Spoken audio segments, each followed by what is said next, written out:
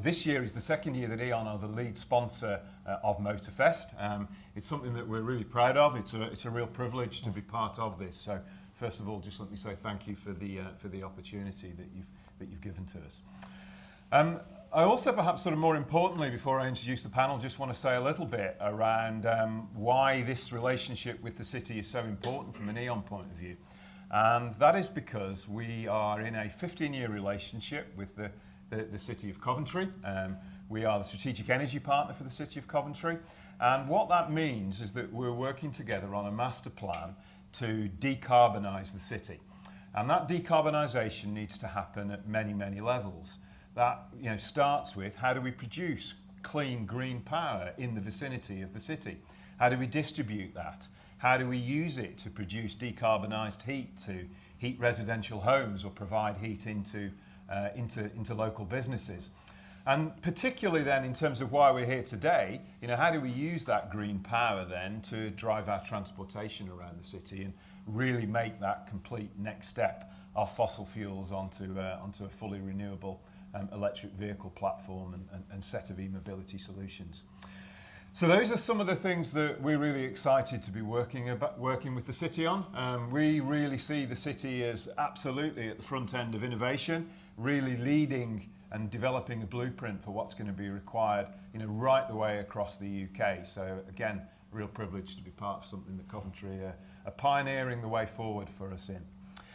So that's a little bit about me and E.ON and why this is such an important relationship for us. But I'm going to ask my other panel members now just to say a little bit about their role and perhaps what they're hoping to get out of the weekend. And first of all, I'm going to ask Councillor Jim O'Boyle just to introduce himself and add a little bit to that. Thank you, Chris, and thank you, James, as well for inviting us here again today to MotoFest. And we're proud to be part of this happening in Coventry, our wonderful city. There's a few things I want to talk about, and I'll pick them up later about some transport modes that I think we are particularly famous for as a city.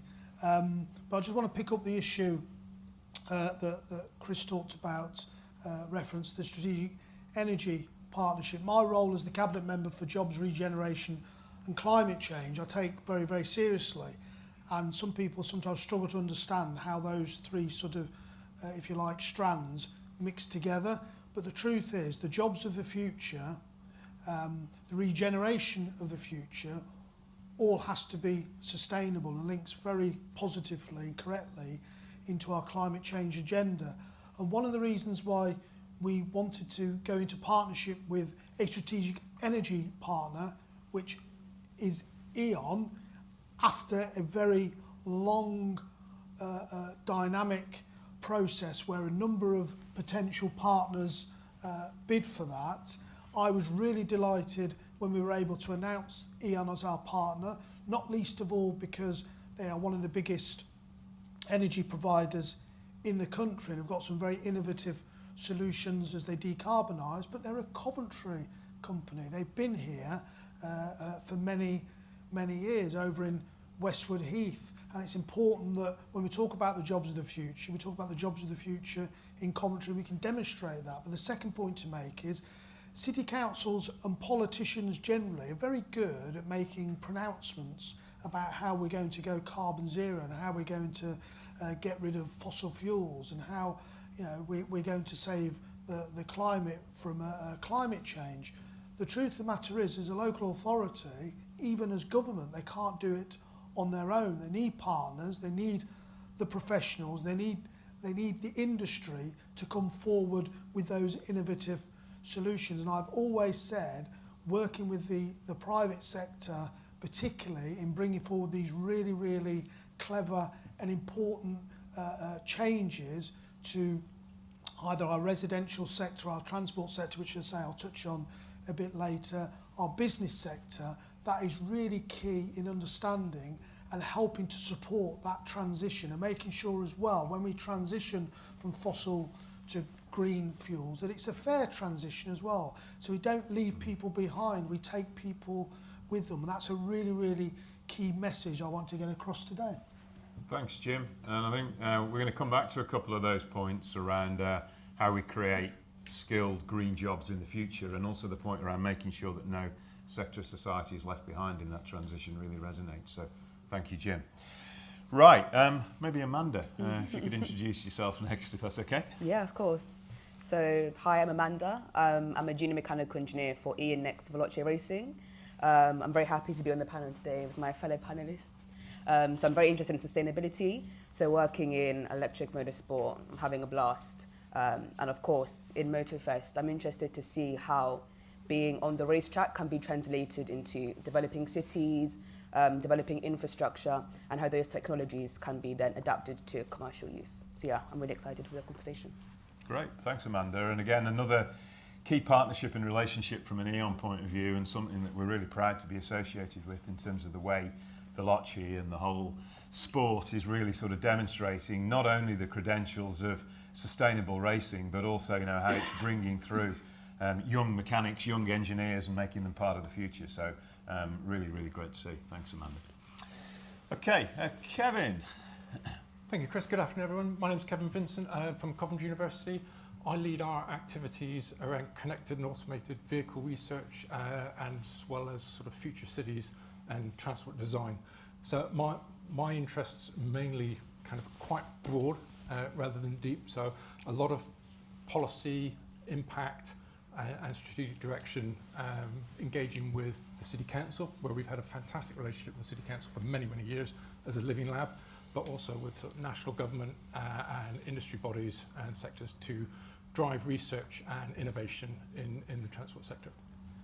Great, thank you, Kevin. And again, you know, one of the things from an E.ON point of view that we're sort of so pleased to see is the council taking such a long-term perspective on things. And a 15-year relationship means we can really work on innovative products and solutions that perhaps have a slightly longer payback, but we're going to need to crack if we're really going to solve some of the challenges that we've got ahead of us. So great to have you on the panel as well, Kevin, if that's okay.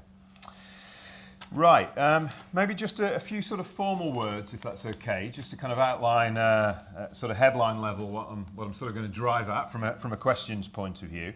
But fundamentally, why we're here today is to try and focus on how cities can adapt and develop and pioneer the creation of new transport modes that will help us transition towards greater electrification of infrastructure as a stepping stone towards social benefit, you know, including health benefits, cleaner, more efficient trade and improved economic prospects, as well as upskilling the citizens and people of Coventry with some fantastic, you know, green jobs of the future.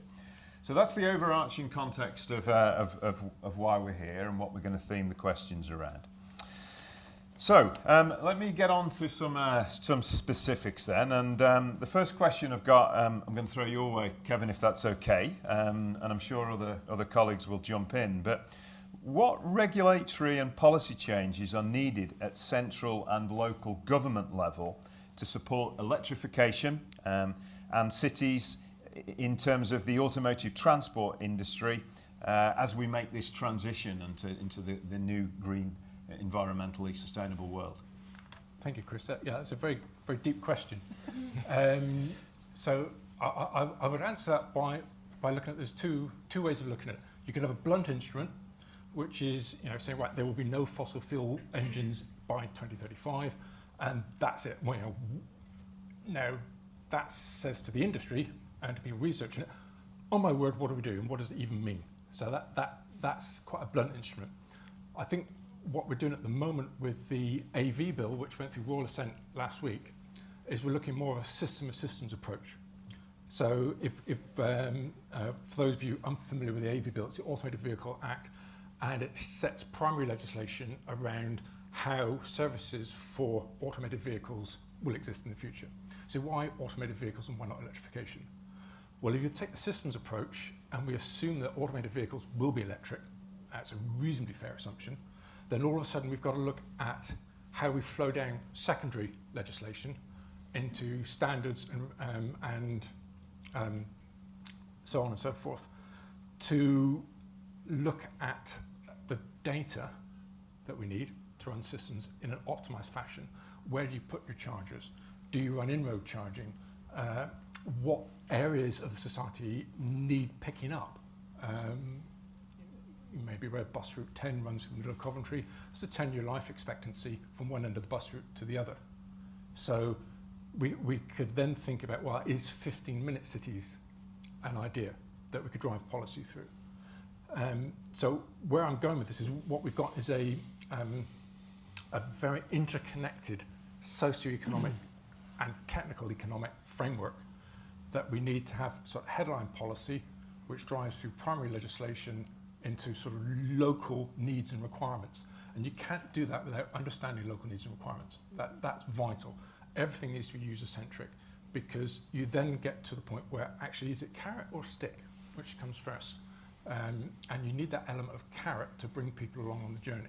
We've all seen a lot of negative press around both electric vehicles, around automated vehicles, where you've got early adopters and you've got naysayers.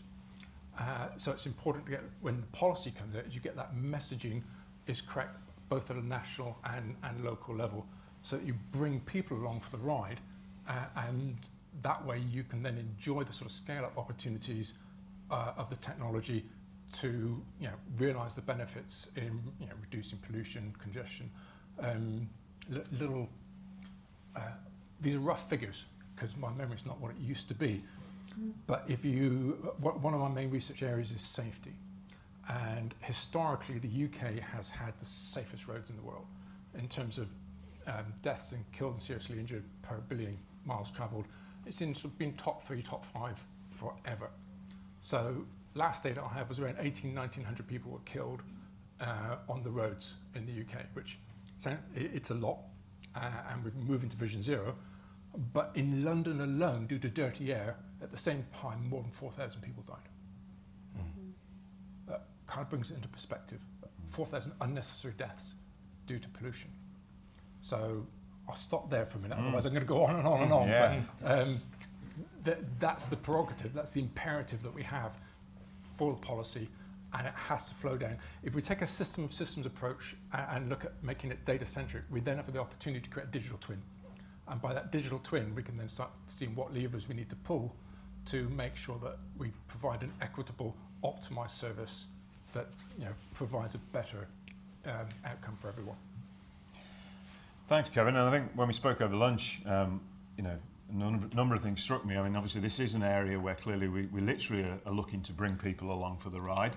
And, the size of the sort of the transportation that you're describing to me, it's quite feasible that we could be moving groups of sort of 8-10 passengers around in one vehicle at speeds of sort of 5-10 miles an hour. That technology's there today. We just need to put the right wrapper and policy and controls around it. Yeah, we have one of our project partners in our SCALE project. So SCALE is a early stage commercial deployment project which is looking to implement sort of last mile passenger services in 8 to 10 passenger shuttles that will run without anybody behind the wheel.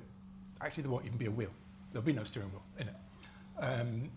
And if you look at that kind of system and that opportunity that is now, we'll be actually demonstrating that next March at Birmingham Business Park and here in Coventry.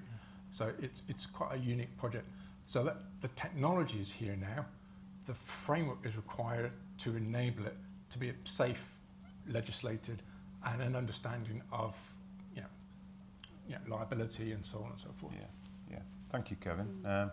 Jim, I might ask you for a bit of a build on this one, given it's a sort of regulatory and policy change topic. I don't know if there's anything you want to add in terms of what you'd like to see on this area. No, definitely do. By the way, just on the point about the Living Lab, I see Coventry, because of course the birthplace of the British motor industry. I worked in the motor industry. I worked at Peugeot for 20 years, so it's in my blood, and it informs me as to how I see transport and our economy in this sector moving forward. And actually, it's not just about being a living lab. The reality is, as has been said, a lot of this technology already exists. We use it in our everyday lives. It's adapting it to the real world. Never mind racing round the bloody ring road. I've been round the ring road in a car that's driven itself with no one driving it. So the technology exists. We've just got to build the infrastructure to support it. But in terms of legislation, And I was heartened to hear recently, and you've confirmed it, about the legislation around autonomous vehicles. I'd be interested to see how that actually rolls out going forward. But there's a number of areas.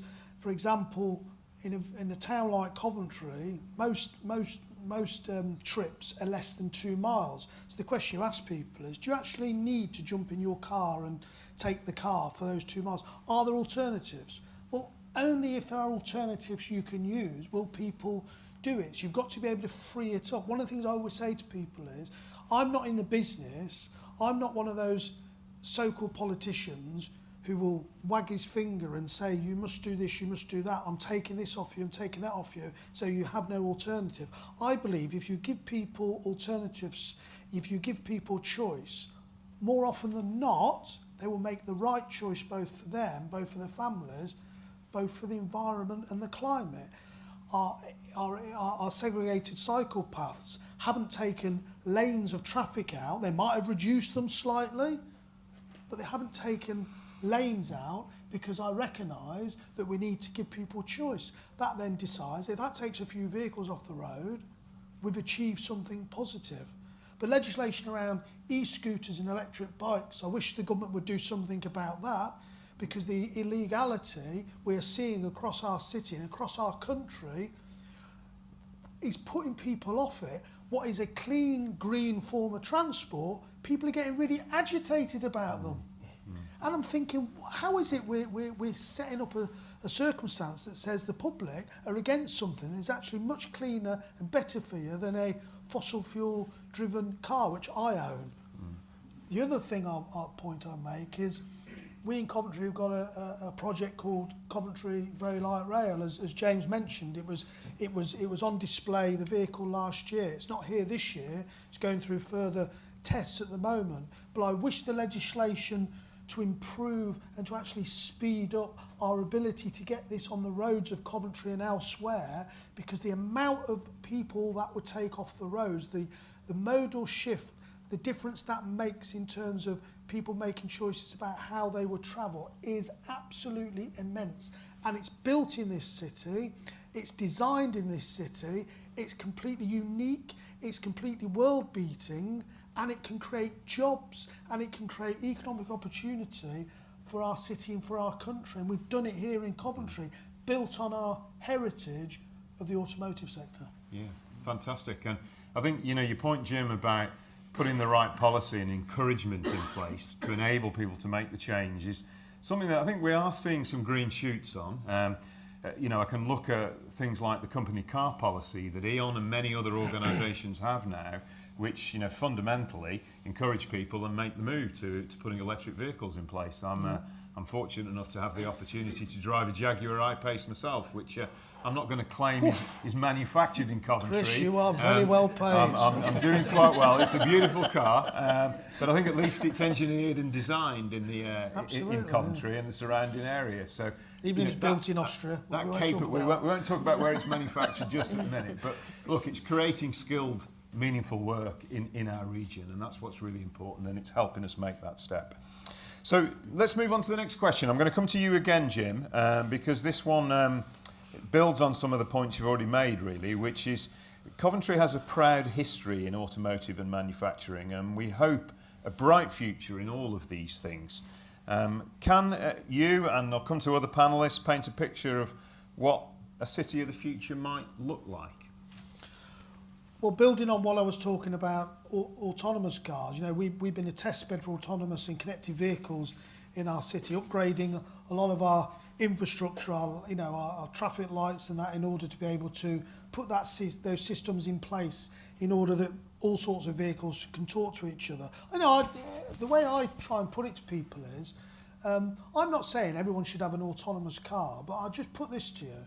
I did a little driving course a few years ago, because as a councillor I get to have to drive the odd fleet car here and there, and they make you do this little test. And this basic test is, and it's called defensive driving, which colleagues may understand. And basically it stops you braking hard and accelerating hard. And you ever see someone you're in your car toddling along and you can see the lights in front of you, you know they're on red, and then someone comes speeding up behind you thinking, why are you taking so long to get to those lights? And I'm thinking, well, there's no point me racing to get there, because I'll get there when they turn green and I'll carry on my merry way. I haven't used the sort of petrol to speed up to get there. I haven't then used a lot of energy to slow down, and the amount of petrol and diesel that saves is unbelievable. I started doing it in my old car. Initially I had a diesel car. We don't talk about this these days. It's long gone. The gearbox went anyway. That's a number of years ago. I managed to go from about 400 miles a tank just by this simple device to over 550 miles in a tank. So I was saving loads of money. Get that message across to people. Yeah.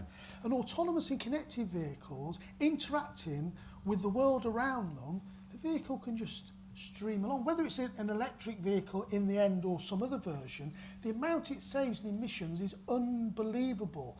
And it's simple things like that that actually, you know, being able to get there from A to B in exactly the same amount of time as it would, you know, if you'd sped, but you spend your life idling in traffic or at traffic lights, is incredible. Coventry has got the most electric vehicle charge points anywhere in the country outside of London, believe it or not, because we're future-proofing our city. We've engaged with that. We've spent over £12 million to put that infrastructure in place. Coventry has got 140 double-decker electric buses, and by the end of 25 we will have the only electric bus fleet anywhere in the country, future-proofing our city. And of course I've mentioned VLR as well, and the key point about this, as I said, about segregated cycleways, it's about saying to people, look, you know, Coventry is geographically quite small. We're about the 11th biggest city by population anywhere in the country. Geographically, we're not much bigger than a hamlet in Warwickshire in reality, but we are big in terms of how we punch weight, and we need to understand how people are going to move forward. As was said, James has mentioned drones. You know, just out the back there, Coventry was the location for the first world-beating drone airport, and a demonstration of that last year. We're taking part in trials to build skyways to understand how they would interact with other traffic, how it can move goods, and how it can potentially move people perhaps in the future. Coming back to legislation, there's so many exciting things going on in Coventry, and how this will evolve, you know, I think I've got a good idea, but again, it's about giving people those choices, because if you give them choices, as I said, people generally do make the right decision, and we can see that in our segregated cycleways. I keep hearing, everyone tells me, I never see anybody on our cycle lanes anywhere in the city. Well, at the risk of calling people liars, that's what they are, because there's loads of people using them, because we've got counters that tell us they're using them. I don't say to people, you know, I was out in the country the other day, there was only me on the road. I should go to the local council, tell them to dig that bloody road up, no one ever uses it. You go up and down around your areas, you don't see people going up and down the pavements very often, but they're there for them to use. Oh, well, they're not using it very often, let's dig it up. Nonsense. And of course it's nonsense, and getting that message out there, give people the choice, and they will make the right decision. So, a number of themes in there, Jim. The one that I hadn't sort of considered before was kind of electrification of the transport fleet to help sort of cure some of the road rage that I see and some of the behaviours from some of the boy racers, and I probably should say girl racers actually, given the company I'm in today, but it tends to be the male population that seem to be behaving particularly badly in that respect. So there's maybe an additional benefit as well as a climate benefit there as well. Before we move on from sort of cities and anything at city level, I don't know, James, anything you'd want to add to that? Anything we've missed? Or I think, just briefly, one of the things that everything that's been said is absolutely superb. I think that what we also have to remember is what Coventry brought to the world in terms of movement. And Coventry invented the modern bicycle, the bicycle that is still in use. That bicycle, with an extra wheel, became the basis of the first ever car. Carl Benz based his first car on a Coventry-made tricycle. We then became one of the major manufacturers of that. What we brought to the world was not just a transport solution. What we brought to the world was freedom and movement, and actually joy and hope, because it allowed people to move around, it allowed people to see. I think one of the things that we need to consider as we're planning our cities for the future, as we're thinking about integrated transport systems, which are vitally important and we need, because what was real joy and hope, what was real freedom of movement, is now just an idea. You know, the reason people love their cars still is because it says I can get away. Actually, there's an emotional thing there.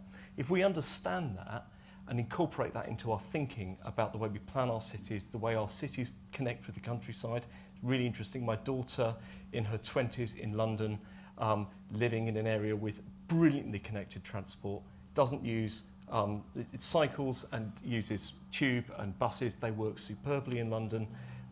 Integrated last mile solutions, bikes, all the rest of it, is still considering buying a car because it gets her out into the countryside. Public transport doesn't do that. So it's how we think about this stuff for the future that I think we need to add into this mix. It's not just an A to B solution, it's freedom and movement for people, and they need to see the solutions that we're developing as facilitators of that, not things that stop it.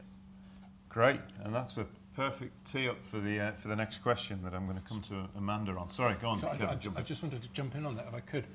I think they're really all excellent points, and what we then visualise cities is not a binary choice anymore. Yes. Yeah. There are many different choices, and the important thing is, you know, if we envision what Coventry is going to look like in the future, it's going to be where you can seamlessly move from one mode to another without having to expend too much energy. Your customer experience will be good. You'll be in a better frame of mind. You'll be able to get out and about easier if you need accessible transport or inclusive transport. So there's huge benefits in mental health, in well-being, and all sorts of things. And that's kind of, I think, the vision for, you know, the residents of Coventry in the future. Thank you. So this sounds like it needs some additional sort of skills and a bit of design and engineering work putting into it to create this vision that's going to give us all this joy and hope. So Amanda, if I can come to you, the demand for the right skills and green engineering jobs is dramatically increasing. How can schools, universities and employers work together to enthuse and incentivise the next generation and ensure the right education and training opportunities are available to all? So a long question there, but if you want to have a go at that, Amanda, and then we'll broaden it out. Yeah. No, it's a really exciting time. I mean, there's not just one solution for things, there's multiple solutions. There's multiple different systems, so of course, like a city like Coventry, multiple different transportation networks. There's lots of opportunities to explore electrification, simulations to see like where to put chargers, optimal routes, optimization in terms of not just like the engineering side, but like how that also relates to like social, like the social movement in a city, etc. So yeah, I think like to improve the connections between like engineering, implementation, schools, universities, especially including like disadvantaged people in schools. I think it's good to like spread awareness. So stuff like MotoFest is really important, I think, just to get everybody involved. So like for like projects to understand how maybe different parts of the system can interact, making stuff aware. I think that's really important. And maybe if I sort of personalise it a little bit, but what inspired you to become an engineer and become part of an organisation as progressive as Veloci? Yeah, so I was really interested in maths and physics. I like the idea of using technology, implementing on the racetrack, and then it moving to systems that can then be implemented in the real life world. So yeah, a place like Coventry where it's got such a rich automotive industry, I really like the fact that you can have those technologies and then implement it. For sustainability, I think sustainability is also like a very key topic for people in my generation. It's on the key minds. And there's not just one traditional route to that. It is also, of course, engineering, but there's obviously many different aspects of sustainability. Electrification in terms of routes, mental health, well-being, and how engineering can affect like health as well. Great, thanks, Amanda. Anybody else like to come in on the skills and engineering piece? Anyone got? Just on it, that because apart from Coventry having two fine universities, bringing students out in terms of developing skills and developing that if you like, number of people coming into the workplace to understand the workplace of tomorrow across the West Midlands, which, you know, there's something like over 50,000 people working in the automotive sector. We've got something like 200,000 students in the different universities studying some of the most important degree courses that are going to help support this evolving industry. You know, Coventry is the location for the UK Battery Industrialisation Centre that is being used by some world-class companies developing the battery of the future. I know a number of young people who work there and engaged in that. And of course, if we as a country are going to be able to support a successful automotive sector going forward, we need to build the damn things here as well. And at the moment, batteries aren't really built in this country, with the exception of Nissan up in Sunderland, which is quite small in comparison to the worldwide market or the UK market. We need to have a gigafactory, we need to start building them here, and all of the different facets of how that industry will evolve and develop. And we've got to engage with our colleges, in our higher education sector to help support that, because at the moment it's a bit like, in one sense, the same in battery technology, the same in heat pump technology, not anything to do particularly with transport. But if you say we're going to, for argument's sake, every single house in Coventry, 143,000 private domestic dwellings, is going to have a heat pump.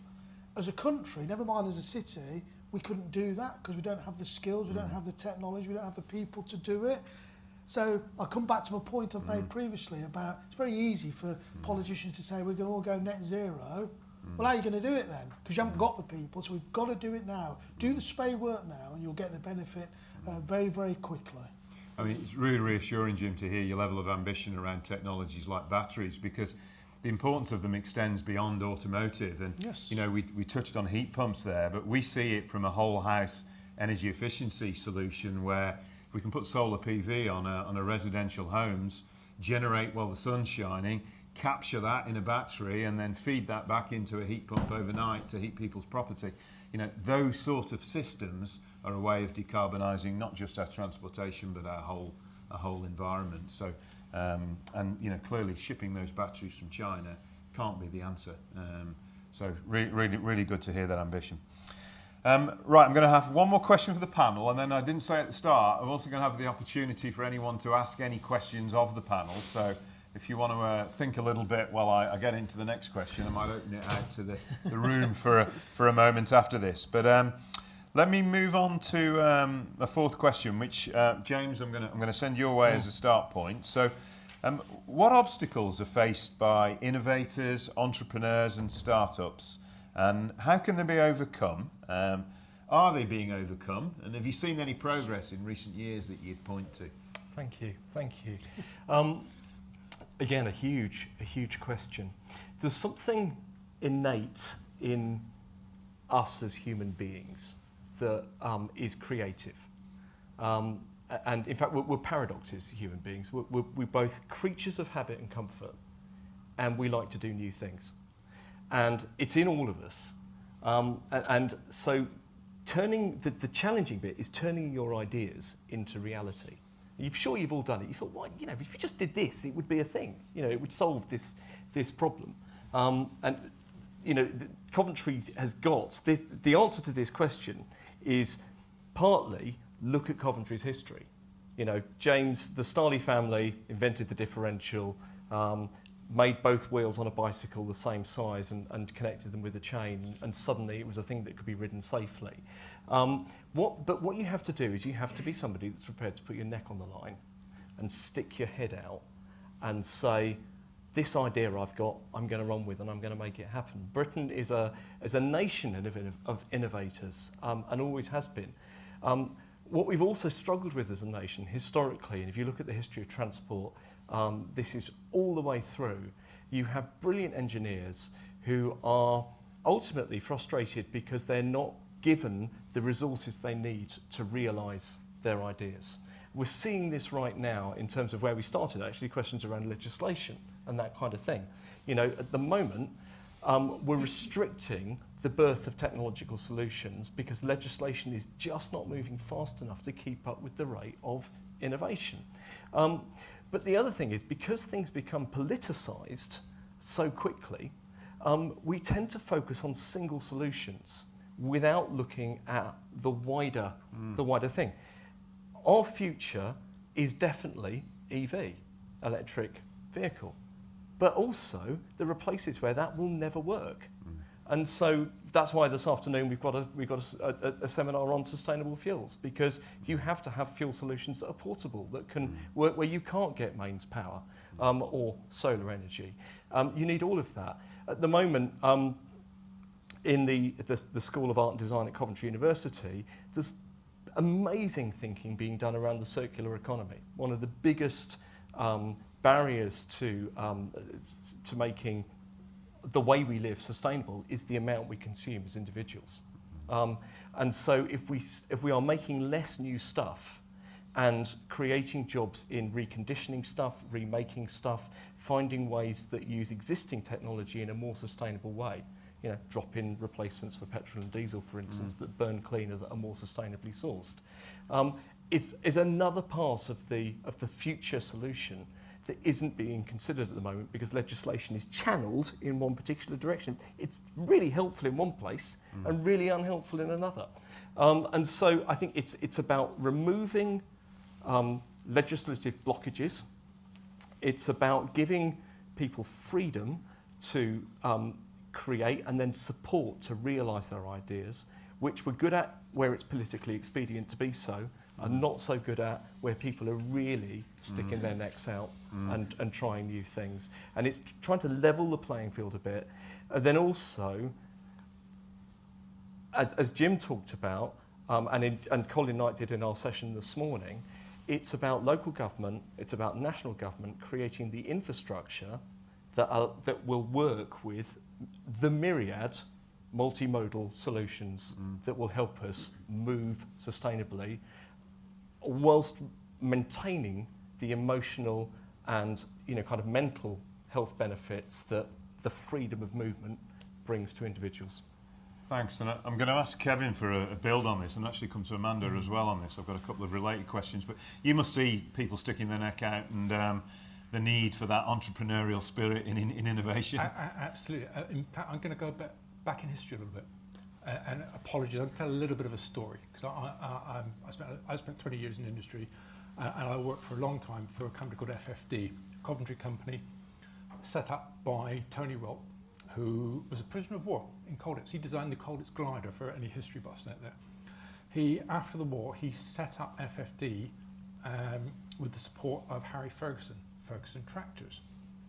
So, Harry Ferguson and Tony Rock set up a little sandbox to develop a very revolutionary four-wheel drive coupling that enabled four-wheel drive in vehicles. He then developed, or adaptive innovation, took the Dunlop Holbrook's company, took the Dunlop Maxwell anti-lock braking system from aircraft, put it on a Jensen Interceptor. All right, they're the black country, I'll give them a pass. That was world's first anti-lock braking and four-wheel drive in a car, a full decade before the rest of the world did it. Now, the reason they were able to do that innovation, that entrepreneurial spirit, was Harry Ferguson had made a fortune in the tractor industry, and he had that manufacturing base. So that was how we used to do it. I think now what we've got a problem is we've seen Wave recently, the autonomous vehicle company, announced this, I think it was Series A plus funding or something, 800 million. But where did it come from? Half of it came from Microsoft. Oh, okay, where's that IP going to go then? It's suddenly at risk. So I think somehow the obstacle we've got to overcome to get spin-out startups developing their IP and providing services, we've got to have that pathway to a manufacturing base. It's vital. Right. And we've also got to have some way of incentivizing local money. When I say local, I mean, UK national money. Where are the sort of VCs and investors in the UK who can put hundreds of millions into developing companies? Those are the big obstacles I think we've got to overcome. Great. So huge link between innovation and manufacturing capability. Yeah. That resonates with a number of things we've said. Amanda, I mean, you're probably involved in sort of innovation and designing new technology without giving away any sort of Veloci kind of house secrets. You know, are there products that you're working on that you see the potential for them to move from Extreme E into the mass market? Do you get that opportunity? Yeah, for sure. So Extreme is actually, the electric racing series is now moving to Extreme H. So we're going to be still having an electric car, but just being fueled by hydrogen. So that's going to be the first hydrogen motorsport series, which is really exciting for next year. So yeah, that will definitely be a great opportunity to test out in the motorsport and then to transition and just see how the technology works. Yeah, so that's a great opportunity. I guess the issue is, as my fellow panelists were saying, is the depoliticization, like how you achieve that. So I'm pretty sure that everybody has the same goal in terms of sustainability, wanting things to be healthier. But I guess because of the climate, maybe due to differing solutions, we're not all seeing eye to eye, but there should be a way to, you know, be on the same page in terms of having a path. I'm just wondering if you have any ideas on, I know it's a big question, of how do you destigmatize and how do you depoliticize something like that? Have a general election.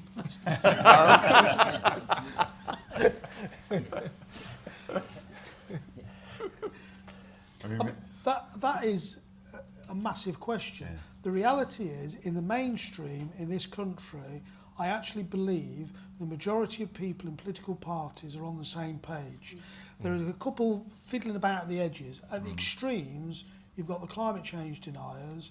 At extremes, you've got all sorts of weird and wonderful people who get a voice because of the nature of how politics has developed over the years, because whether it's to do with Brexit, whether it's to do with Trump in America, and everyone's heard what's happened to him overnight, and he's claiming that it's all a fix and he's an innocent man. You know, all of this, and I don't know the rights or wrongs of it. All I know is when people say, and I'm going right off script here, when someone says, like him, that the judicial system is corrupt and it's purely a democratic sort of plan to get him, because those judges are elected.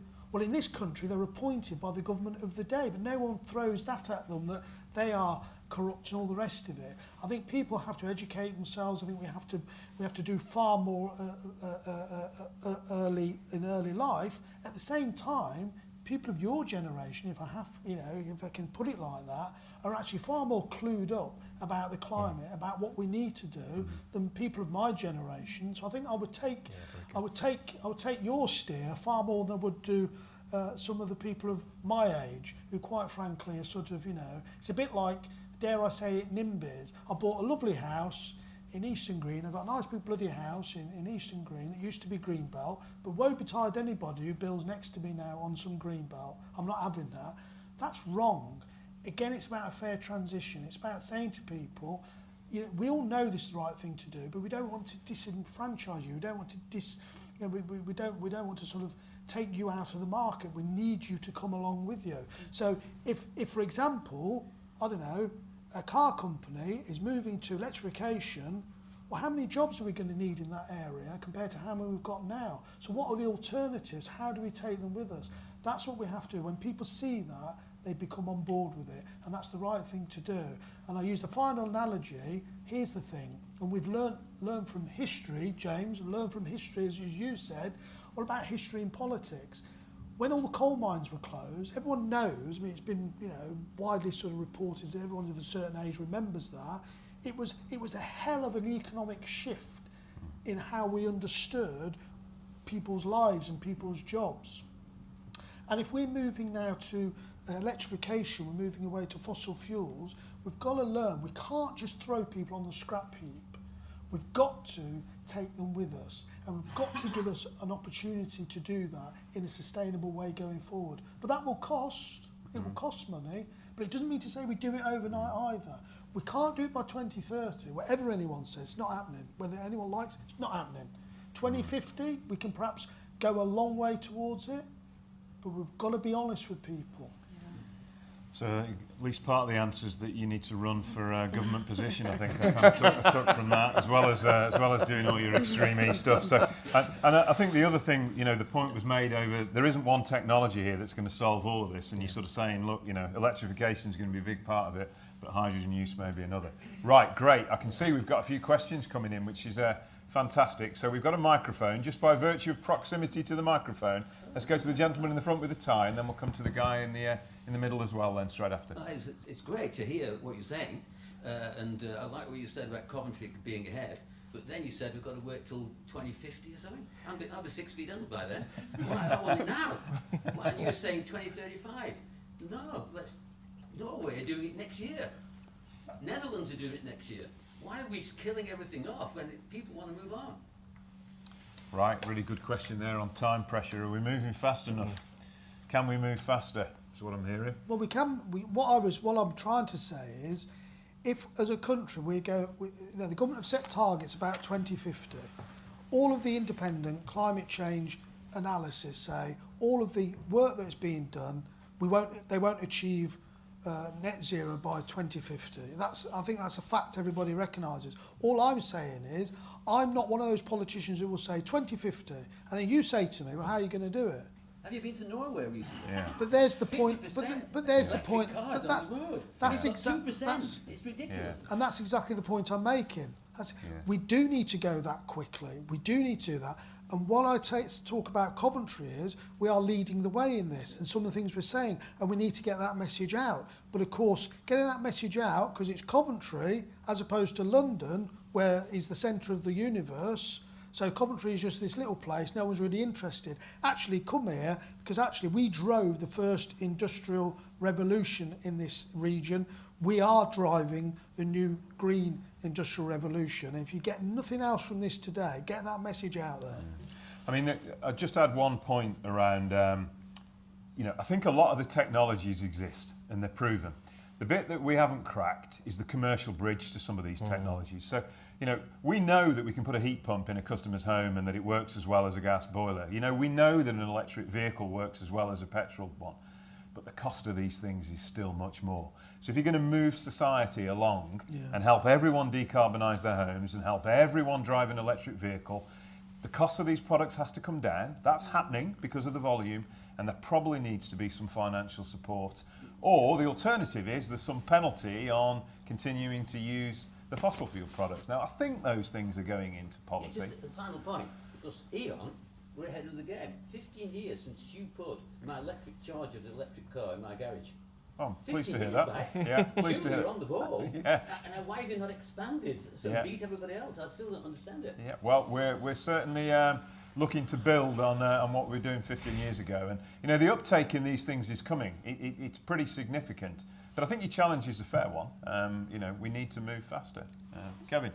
Yeah, it really brings us back to policy. And I think you're absolutely right. The reason Norway, in terms of EV uptake, is so far ahead is because the government put money into it. There was the policy and they subsidised it. And that's something that, has been a dirty word in the UK for a long time. And if we've got this kind of, as I said earlier, this kind of socio-technical framework where you've got a tension between technology push, market pull and regulatory frameworks. And if you don't have that policy going in front to stimulate it, then it won't happen. But you're absolutely right. There is no reason why we shouldn't be accelerating it, because it should happen a lot quicker.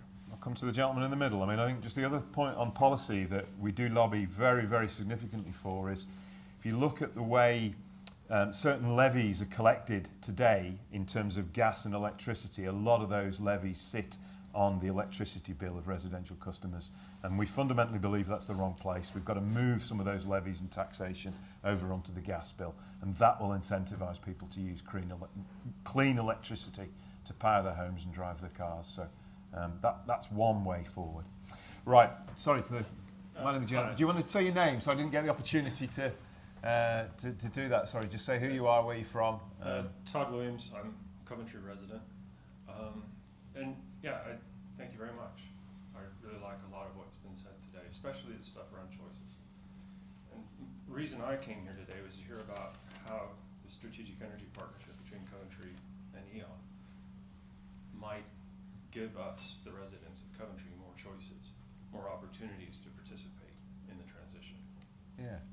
So, great question, and maybe I'll have a go at it first then, if that's okay, Jim. I mean, I think there's a couple of levels to what we're trying to achieve through this. There's at generation level, do we have the opportunity to produce more of what we consume in the city and the surrounding areas? So, sort of point one, are there opportunities to put solar PV into the city of Coventry and produce clean power locally? Are there better opportunities to take off, waste heat from production facilities or factories that are generating it as a byproduct? Now, we're really working hard on identifying those opportunities first and foremost. And I think then if you can do that, if you can create generation in the city, you can then give the residents the benefit of being able to buy into, via a tariff. Well, I want the product that I'm using to have been, generated in that locality.